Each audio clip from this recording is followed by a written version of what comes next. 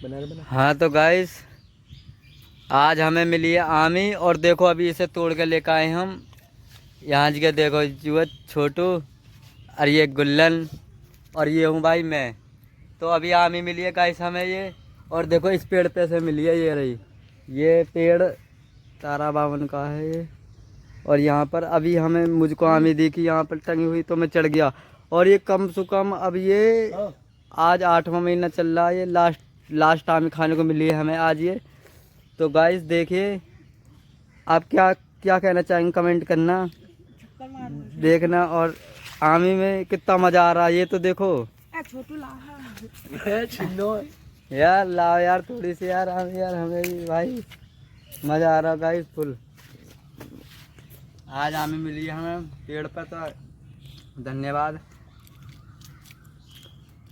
सही है गुलन को मत दियो सही है मूला के दाना लबो दाओ।